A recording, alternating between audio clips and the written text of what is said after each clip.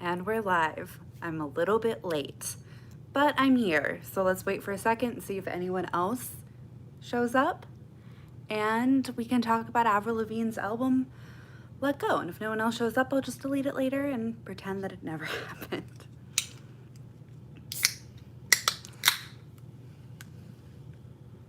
Hey, how's it going?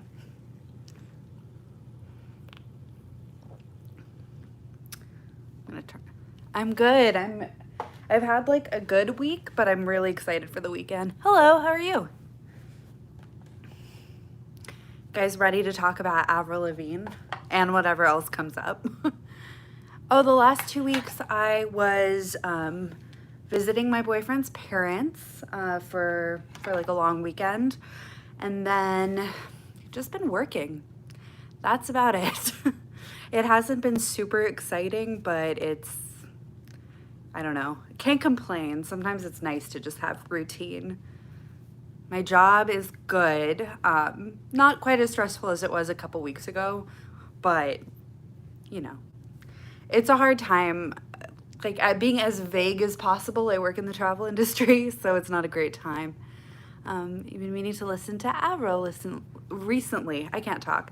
I was so happy that we picked this album because I haven't fully listened to a bunch of Avril music lately. Like I listen to Skater Boy every so often, but revisiting the entire album was really cool.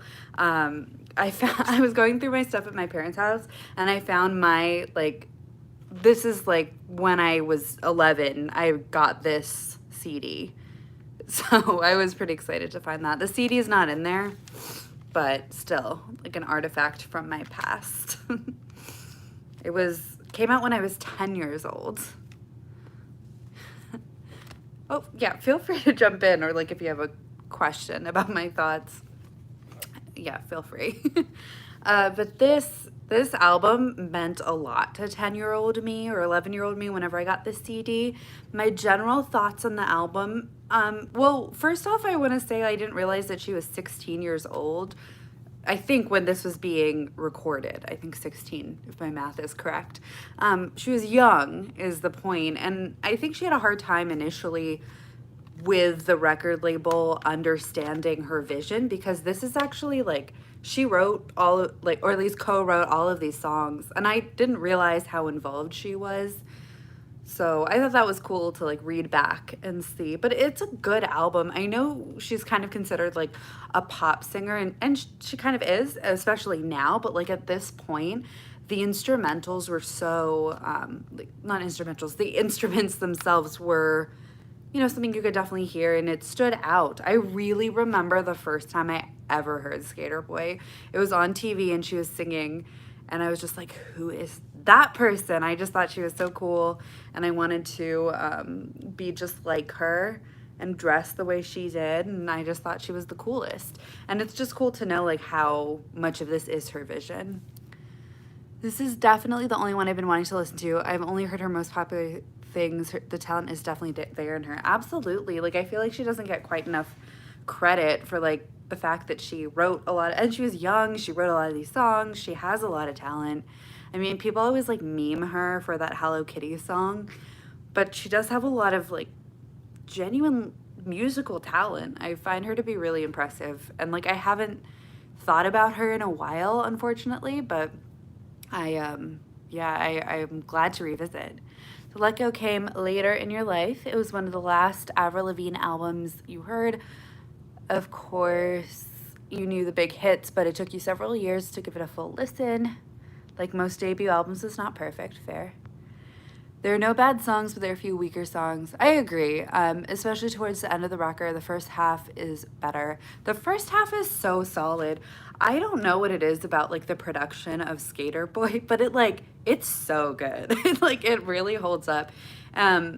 I'm With You is a really good song that I love. Anything But Ordinary was like 11-year-old me alone in my room listening to that, being like, it's okay to not fit in. So like it means a lot to me. But like, and Things I'll Never Say as well. But the last 3 tracks are the weakest. I agree. Like the last 3 or 4 are kind of Yeah, Nobody's Fool. I didn't realize that it was like kind of like rap inspired. Like there was more of that cadence to some of the verses, but it was cool. With You might be the first song I've heard from Avril. It was used in Smallville. It, it was. And it took me years to find it because there was no Shazam back then. I remember like when you heard a song in a TV show and just how difficult it was to find it. You're gonna listen to her after this. Yeah, you should listen to, well, her next album. What was it called? What, I can picture the cover. I had that too. The album that came out right after this, I really liked as well. Yeah, Rihanna did sample one of the songs. I always forget that, but yeah, I was just thinking about that too. Young You humming a song on Shazam, hoping for a match. Under My Skin. That's the album. I thought that one was very good too. I like her later stuff as well, but like there's something about her this album and Under My Skin that just like really stood out to me when I was little because I like I mean, I love Britney Spears. I love all of those like more glamorous traditional kind of pop star like people, but like there was something cool about somebody who didn't quite look the same as everybody else, and it meant a lot to me when I was younger. So it was cool. Under My Skin was the first Avril album you heard. I'm pretty sure this was the first one I heard, just because I remember hearing Skater Boy on TV, and I think I was just like a fan after that. And then her albums after that were still like there's some good songs for sure, but yeah. Which one should you listen to first, Under My Skin or Let Go? Ooh, I want to say Let Go because I think, I don't know, there's something just really good and pure about this whole album, but they're both really good. Regardless of which one you listen to, I think you'll like it and find something that you like in the songs. Avril managed to capture the mind of a teenager, and it might be the most relatable record ever. All these new teen stars can't compare. I mean, I agree. Like, this was, like, finding out how hard she fought to have her own vision and her own, like, sound and her own choices present on this album made it mean a lot more. Because I didn't even realize she was 16 when she was recording this. Because I guess, I don't know, when you're 10, everyone just seems older. But, okay, so this comment, I love Billie and all of her stuff and all, but her stuff is not age appropriate and therefore not that relatable. You can definitely hear that Avril songs were personal, like anything but ordinary as an example. At some point in your teens, you kind of go through a phase where you wish you could do something big. Absolutely. Oh, totally. That was me. Everyone has that, and Avril is the only one singing about that ordinary stuff that makes it life. Some critics might call it immature, but that's the beauty of this record. Oh, totally agree. I like Billie too. Yeah, I think Billie is great, and she's like a great pop star for right now. But I don't know. I agree with what you said. Like there is something about Avril's songwriting that is just so personal and honest on such a not new, but like at the time, like it was definitely a different sort of pop music than I was listening to at the time. I think Let Go is an important album. It paved the way for artists like Ashley Simpson, you know I love her, Kelly Clarkson, or Billie Eilish. Love them all. She showed that you don't have to look a certain way to sell music. She came out with her music at the right time. Pop punk was having a peak back then, as far as I remember. I think so too. From what I remember, yeah, that was a moment for pop punk, and I do think that the decisions she made did have an impact on the music scene in general. I don't know. I just thought it was cool that she like had a guitar and a skateboard, and I wanted to be just like that. The amount of time I spent alone, trying to write music, it was a lot. I was listening to Speak from Lindsay Lohan a few hours ago, and it sounds like an Avril record. Absolutely. And I love that album. Like I really liked like Lindsay Lohan a lot. And I still like root for her. I don't know what she's doing now. I think her beach club in Mykonos shut down. But I always really liked her music. I pre-ordered that. Thank you for the discount code, by the way. I pre-ordered that vinyl, actually. I'm really excited to get that one. Lindsay released a single a few months ago. Oh, wow. Oh, well, I should go look that up. Like, that's how much it's flying under my radar right now. I didn't even know. Like, Lindsay's sound was, like, a little bit more polished for sure, but definitely the impact was there. That, like, cutesy, not cutesy pop punk, but, like, I don't know what the right word is, but, like, pop punk with all, like, the pink and black and stuff. Cutesy's not the right word, but Lindsay's new song wasn't very good. Good to know. Do I get some Alanis Morissette vibes in some of the songs on Mobile, Unwanted, and Tomorrow? Yeah, I was actually trying to place what I thought the influence was when I was listening. Hi, Wes. Hello. I didn't know you'd be back this early, so I set up over here. It's okay. Okay. It's better lighting. Of course. But yes, I definitely heard that influence. We're talking about this album. It's Avril Lavigne. They say hello.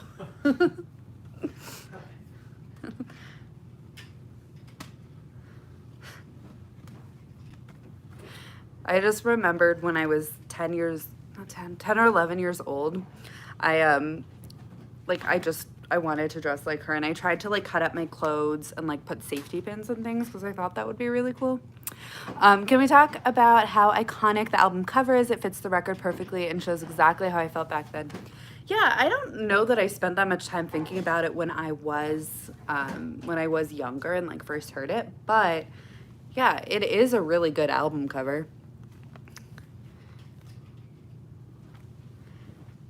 Yeah, I really like how her outfit, like her aesthetic at the time was really cool. Just the baggy clothes, comfortable clothes, I don't know. This is how I kind of dressed in middle school. And now. What? And now. And now? Comfortable clothes. I've seen people post the album cover and it's gorgeous. Yeah. She was the anti-Britney, which that was the way she was marketed. Absolutely. Like, I don't know that much about like if she made the marketing decisions to be marketed that way, but it is interesting. She definitely was. Yeah, Britney Spears sang a lot of songs that I do like and I still like, and obviously I bought some of her albums on vinyl, but like she didn't sing about as many things that were relatable to me as like an early teenager.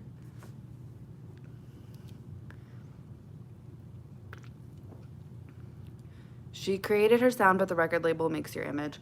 That's kind of what I figured.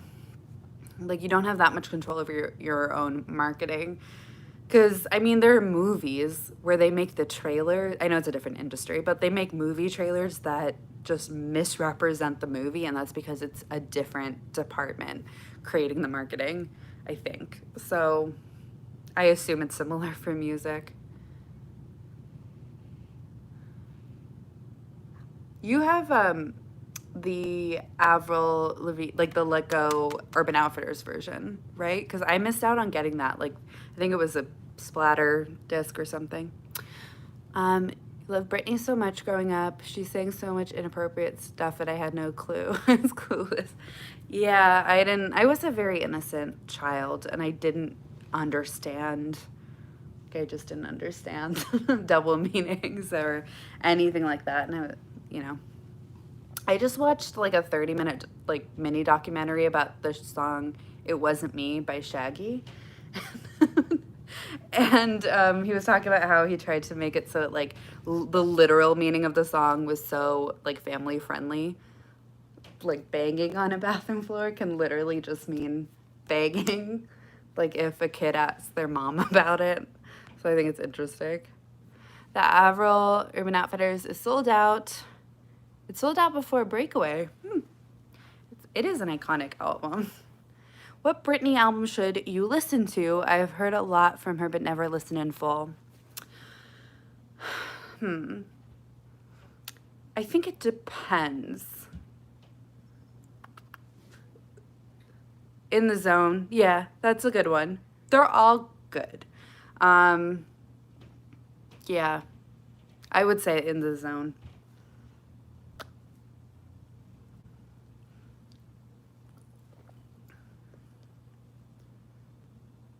But in general, I think Britney has a variety of music. Um,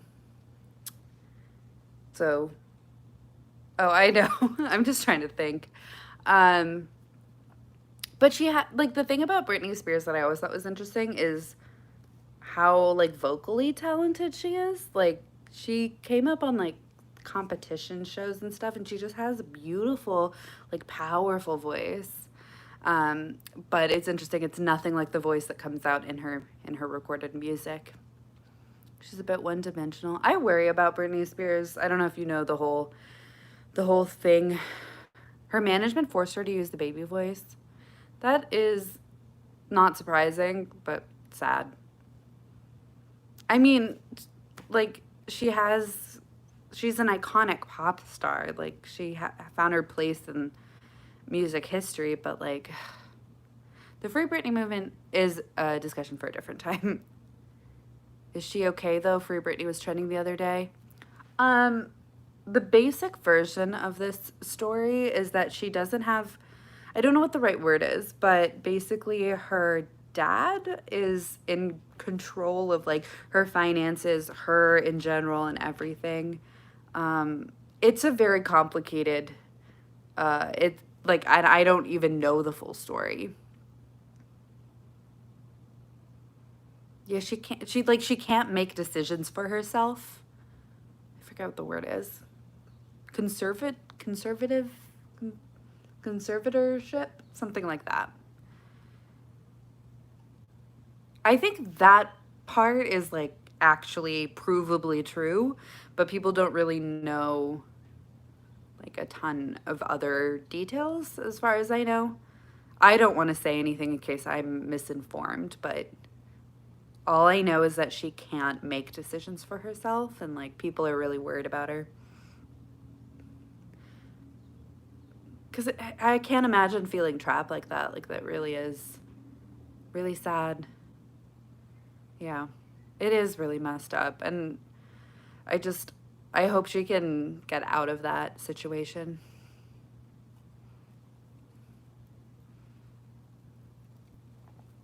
We should cover a Britney record at some point. I agree. I would be down for any and all Britney records.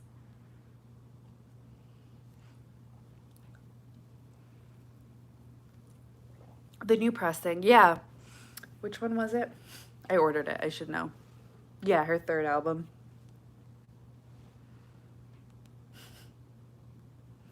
Urban Outfitters is actually like coming through with some uh, really beautiful records. Like, I don't.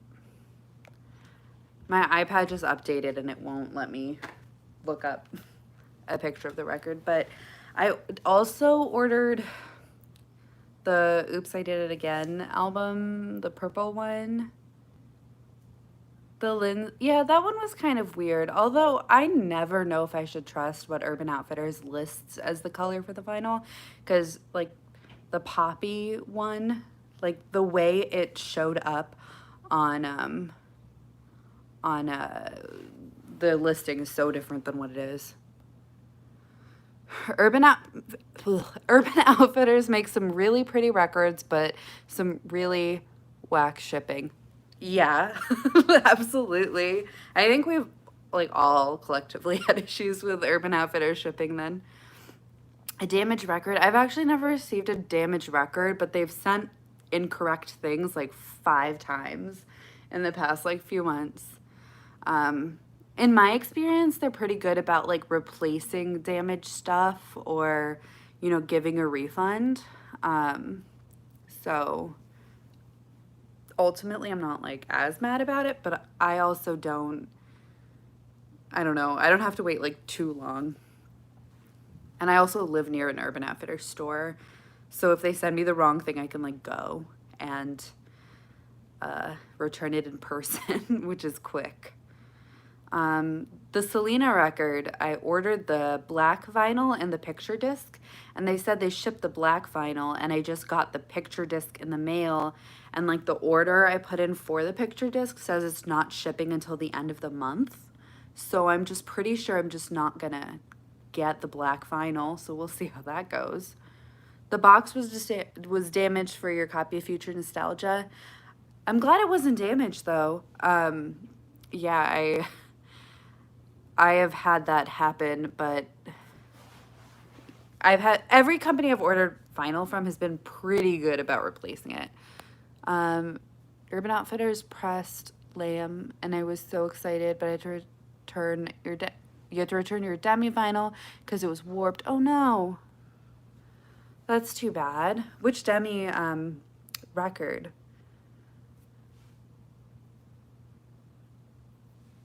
Because I ordered. Don't forget. I couldn't remember what it was called for a second. Yeah, I got that one too. I love that pressing. Mine actually was okay. But yeah, I've had some issues. I don't know, I think it sometimes just happens when shipping vinyl. But Don't Forget is a very iconic album. I was so excited to get that. Really, really excited. You're not the biggest fan of Demi's, but she's really talented. Yeah, for sure. Yeah, I understand. Like, not everyone's for everyone, but yeah, she is talented. I really liked Camp Rock. That was like a big thing for me, and I'm trying to like stop myself from buying the record because I love it. You like that they don't announce vinyl releases months in advance. Yeah, I do like it. I don't mind like the way they are doing it now where you kind of like pre-order it and then it ships in like a month or 2 months. Like that's fine for me. Yeah, but then I feel like I don't like I don't know, I don't miss it. I always get like the Lady Gaga one, the Fame Monster pressing that just came out. I missed it the first time and then I was really sad and then I saw that it was back in the store, so then I snatched it up. I got another record, by the way. He's shaking his head.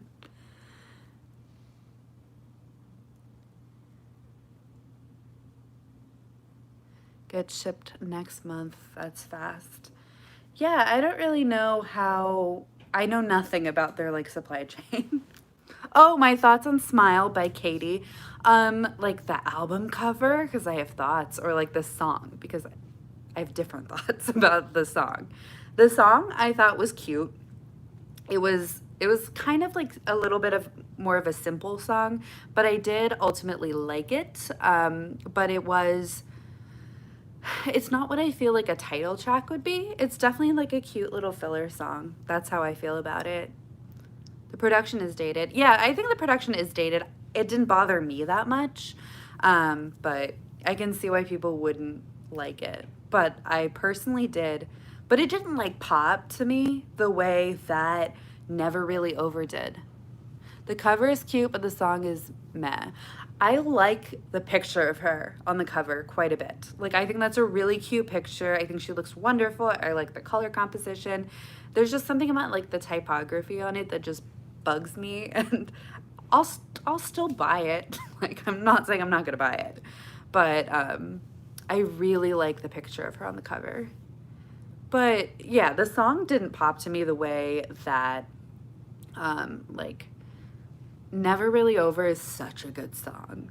I really like that song. So it's too late for her to use the fan-made cover.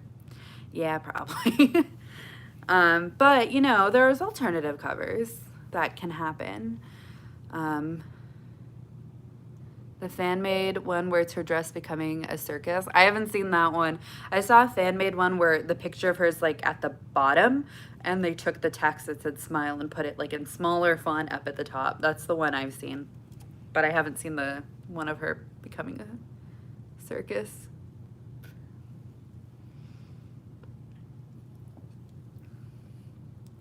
I haven't seen it. I'll have to look that one up. Overall, though, like, I am always kind of rooting for Katy Perry. Like, I don't want her to fail. And I want this album to be good. I just don't think Smile is a strong... But I guess it's not the lead single. I guess Never Really Over was the lead single, like, a year ago. We just didn't know it. Because it's on the album, isn't it? Like, that, Daisies, and Harleys in Hawaii are all on the album, if I'm not mistaken. Smile won't be your favorite Katie album. Some fan-made covers look better than the actual covers. I agree. Like, there are really talented people out there making fan art or fan versions of covers. People are really impressive. Teenage Dream is definitely my favorite Katie album. I just think it's so good. And I don't know. It's just such a cohesive album, like through and through. And I got the Urban Outfitters vinyl for that as well, which is really beautiful. I haven't listened to it yet, so I don't know. I've had mixed reviews when it comes to picture discs, but I'm excited to hear it. Witness was good. Like, I don't know why people are so hard on all of those, but Teenage Dream will forever be iconic. I'm planning a video about it, like for a deep dive, like my Marina video or the honeymoon or the Reputation video, like 20 minutes, just me going in on Teenage Dream in a positive way. I really like that album. You hated Witness in the beginning. Yeah, I think people just didn't ever come back to it. Yeah, because August 18th, I think, is the 10th anniversary of Teenage Dream. And one thing I didn't realize, because there was that like bonus edition that came out like 2 years later. I didn't realize there was such a big gap. But yeah, August is the 10-year anniversary of Teenage Dream, like the first edition of it. So yeah, I'm gonna wait until that. Yeah, it was a really long time. The Teenage Dream era was really long. So there's a concert movie that I saw like a long time ago, but I don't know if it's on Netflix or whatever, so I need to do that. Speaking of honeymoon, Lana, what do you think about her releasing an album this year? What sound do you think she'll go for? Oh my goodness. I don't know. Like, Chemtrails Over the Country Club is such a name for an album. And she also said it's going to be released on the 5th of September, which is a Saturday, which is interesting. But we do know for sure, like, because you can pre-order it, that her poetry book does exist. And there is a record, like colored vinyl, I think, a black vinyl, and like a picture disc. So yeah, we know that's for real happening. The hard copy and the record is coming out in like October, I think. And then the actual audiobook is coming out this month. So I think that's really interesting, like a 2-month gap in between 2 months. I don't know. I can't do math. But I think it's interesting that she's prioritizing like the audiobook. But that makes me want to listen to it. I was excited. You said you're scared for it. I know there's going to be more controversies in chemtrails. I agree. Lana, like, I love Lana, but I think, I don't know, she's always going to be controversial no matter what. And also sometimes I think she just doesn't understand how things come across. But I don't know. I do think she means well generally. But yeah, September 5th's not far away. So I am interested. Yeah, that one post was a bit yikes.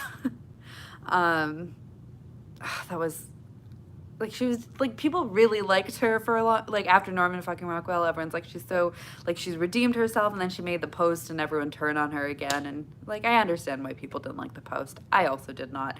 But it's like, Lana, why? But what was I just gonna say? Yeah, September 5th is less than 2 months away, and I would assume that we would have a single by now. I remember a video I made when the music video for Venice Bitch came out, and I was like, oh, we're getting like a new Lana album soon, and it took like 1.5 years or 2 years or something like that. So I love Lana, but like, she's not reliable with release dates. But I am really interested in what Chemtrails Over the Country Club could possibly mean. You genuinely think she's going to push the album to 2021? Yeah,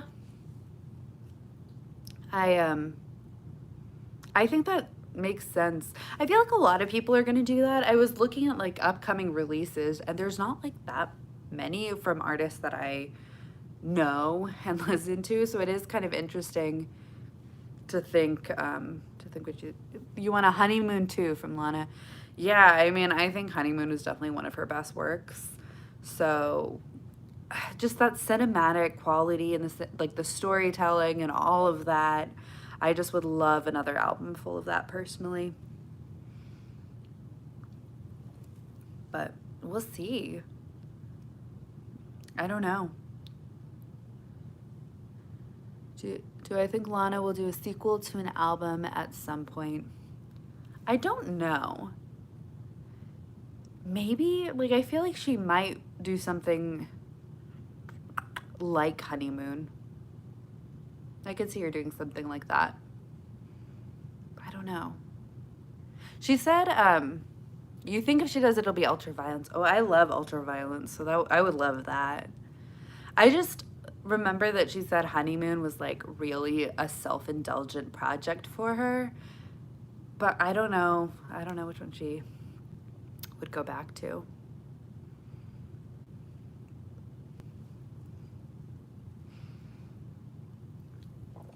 Which is your favorite Lana album, Wes? He shrugged. He doesn't have one. All of them, right? Sure. When she said that she loves writing about dark things and people would judge her, maybe the next one will be as violent. I feel like she kind of insinuated that she was going to talk about like the political like climate or something. I don't really know. Still waiting on the new Liz Phair album. Yes, I love her. To be released. Speaking of albums that may or may not get released this year. Also, hi. Hey Ryan, how's it going? I love Liz Phair. So I think a sequel would be good, but I really want songs from AKA Lizzie Grant remastered like she did with the Yayo. Yeah, I really like Lizzie Grant. I don't know. It'll be interesting to see what she comes out with. But I have no clue. But I do think she had said something about like in the note. I feel like the note she posted ended with her saying something like, I'm going to discuss topics like this in my album, Chemtrails Over the Country Club. And I was like, what is happening? Yes, Lana unreleased music is so good. I have so many unreleased Lana songs on my, like in my iTunes somewhere. like 200 songs, but like that includes demos and things like that as well. So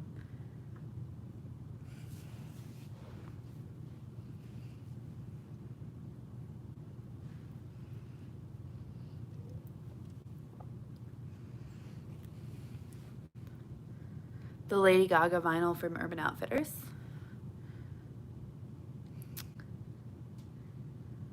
Be like the Paradise edition probably. I don't know if I know what that looks like.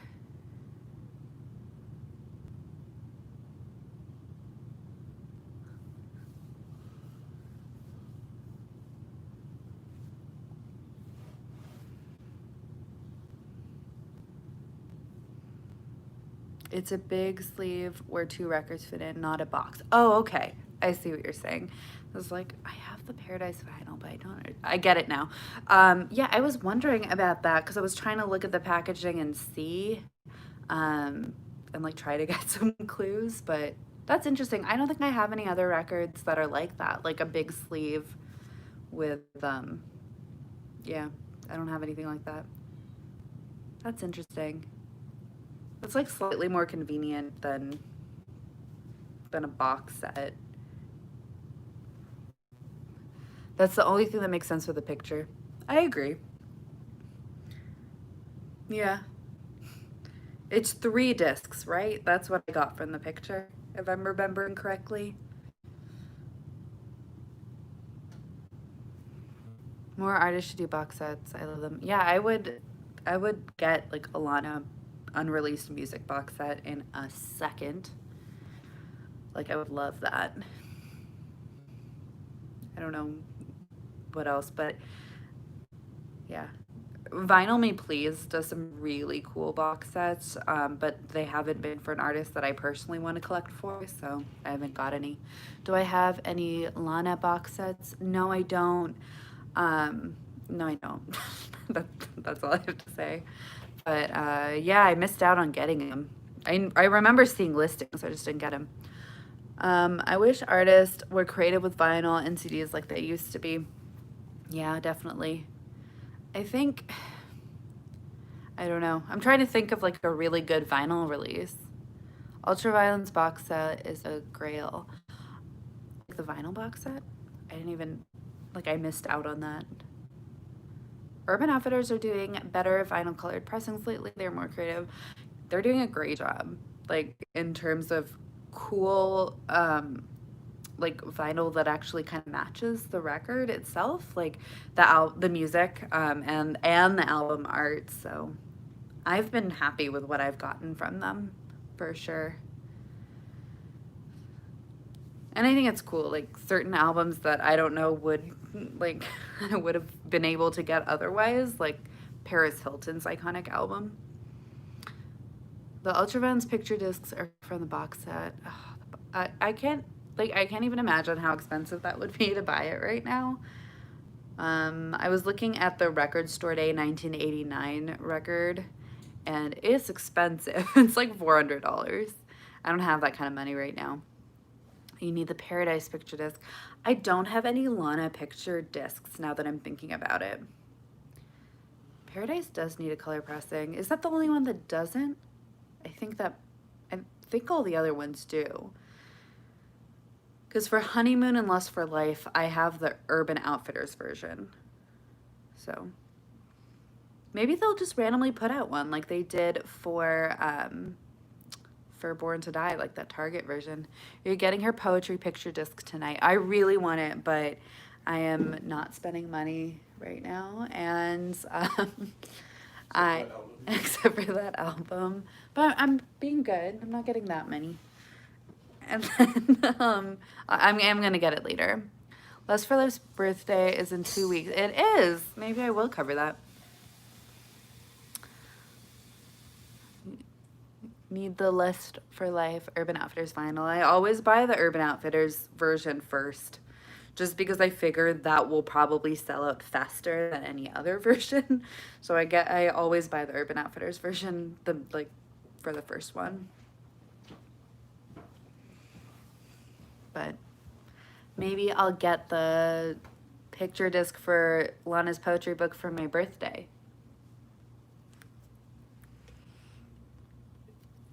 We will see. Lust for Life is great, but I wish she stuck to the original witchy vibe. What vinyl am I getting? Like, which of the poetry ones? I don't know. Lana is one of the artists, like, that I collect for, you know what I mean? So I don't just buy, like, just one usually. So I'll probably get the picture disc. I mean, it is kind of pricey. They're like $35. And for like a short album, I know it's a poetry record, whatever, but the colored one is already gone. Well, the decision might end up being made for me, I guess, when I go to buy it. I'm putting myself on like a shopping ban for the rest of the month, but my birthday is like August 2nd, so maybe like I'll get it for my birthday, but like we'll see. We'll see what happens.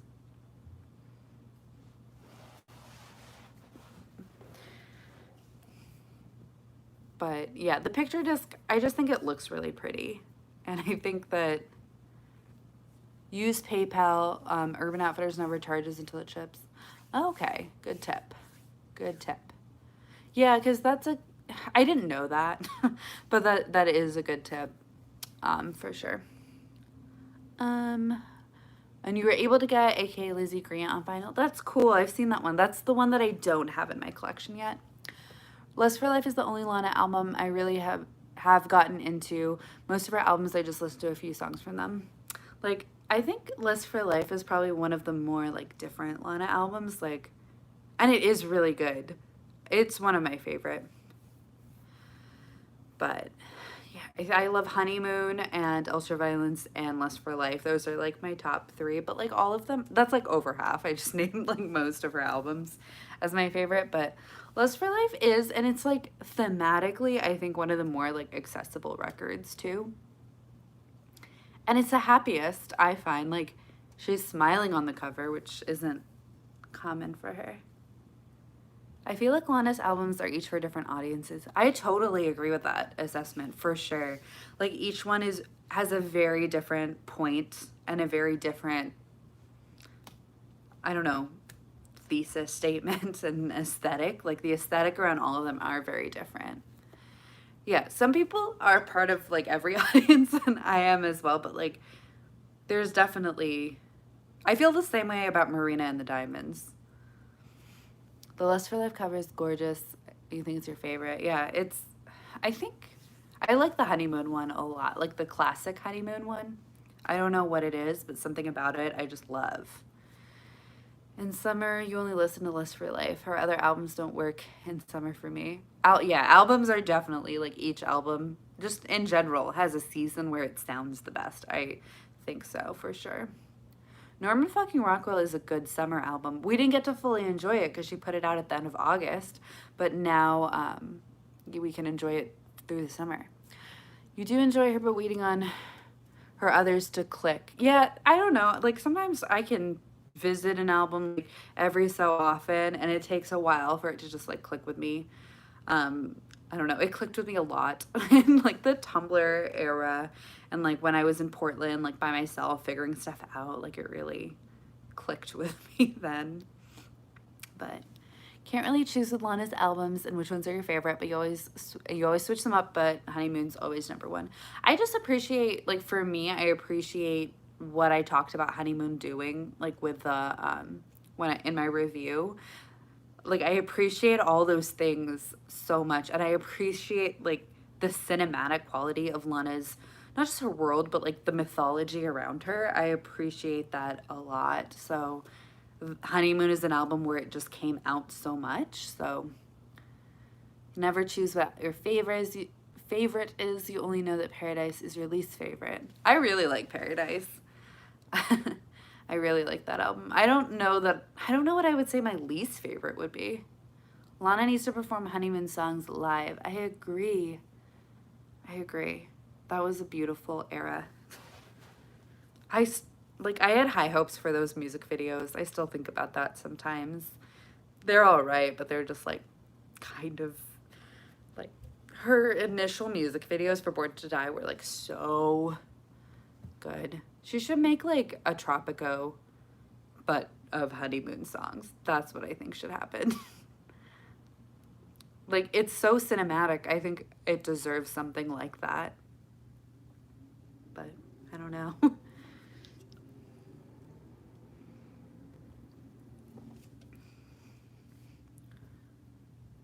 Lana, go back to high budget music video. Yes. Like she was so good at that. And like, I remember that was a time, like when Ride came out, there was a time where a lot of people were making music videos like that. It was iconic. And then she just didn't do that. Lana should do a tour where she doesn't sing the popular songs, only the deep cuts. I would love that. I love like an acoustic tour for like all of the demos and stuff. I don't know. I'm weird. But I think that would be really fun. Although I'm trying to avoid seeing Lana again because like past experiences have been like very aggressive. But I do really love her, so it's hard to decide. A new Lana video used to be an event. I agree. Like, I don't know. I don't hate the ones. They just feel like they're not quite what they could be. And Norman fucking Rockwell Live Tour was very weak. I didn't get to see that one. I didn't get to see. I don't think it even came near where I am. I think she stuck to like, I know she was in Portland because I have friends that went, but I don't know where else. The more you listen to Lana, the less I find her music sad. Interesting. Most of her stuff isn't sad. I think some of her earlier stuff was, But I don't remember if I like talked about this in my honeymoon video, but I always think like she's singing from the perspective of someone who's going through sad things, but she's trying to find like empowerment in it. But I don't always think it's sad, even though certain subjects are. Her vocals were weaker this tour. She really needs to stop vaping. Yeah, I don't know if I heard about like a review. My friend that went said it was fun, but she didn't say anything about Lana's vocals.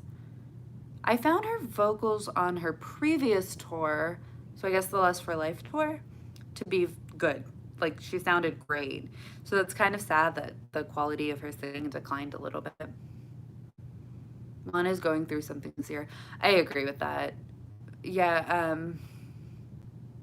yeah, I don't really know. But I don't know. I don't want to speculate. Like, people were worried about her. That's all I said. Maybe she's having a midlife crisis. Well, I know she like went through a breakup somewhere recently, so maybe she's just like considering things, having a midlife crisis, like you said. All of her friends are having kids and stuff. Yeah, I feel like a lot of people, like my age and her age, like feel that sometimes. Um, I don't know, just like the general thing of being like, am I behind? But I don't really care. I'm very happy with not having children. I do have a boyfriend, and I have a place to live, and that's like all I really want. I don't know. I know she was dating the cop because everyone hated him. So that's all I really know. What time is it? I have to get going soon. I'm glad she dropped him too. I'm excited to hear her poetry. I think poetry is one place she really shines, like her lyrics and stuff. So I'm really excited to hear it. But yeah, I'm gonna have to wrap up here in the next few minutes. This was really fun. I'm glad we got to talk about Avril and I'm glad that we chose her to revisit too, because like I wouldn't have gone back and listened to the whole album. Sean was too cocky. I'm glad they broke up. You're not wrong. What record do we want to cover next week? I don't know. Should we cover a Britney record? Because, I mean, I haven't gone back. Like, we could cover In the Zone. Have I heard? I don't know how to pronounce her name. I'm the worst. But yes, I have. I'm so scared of butchering people's names. I'm so sorry. But I have heard of her. And didn't she open for Lana? Am I remembering correctly? Which Britney record? We could listen to In the Zone. I haven't revisited that album in a long time, actually. How do we feel about In the Zone? Well, just because you said it was like a good one to like get into for the first time. And I know you and I have like listened to Britney, but like if someone hasn't listened to Britney, this would be a cool place to jump in. We could talk about it next Friday. Yeah, next Friday is good. Cool, I hope you can join. These like stay on the channel so you can, I don't know if it's as fun to watch a live stream later, but you can always tweet me or Instagram me about your thoughts. I'm usually always online somewhere. Yeah, so let's wrap up, but let's talk next Friday about In the Zone. So I'm really excited. And thank you guys for hanging out. This was very fun. I hope you guys have a great week. I will talk to you next time. Bye, guys. Great to see y'all.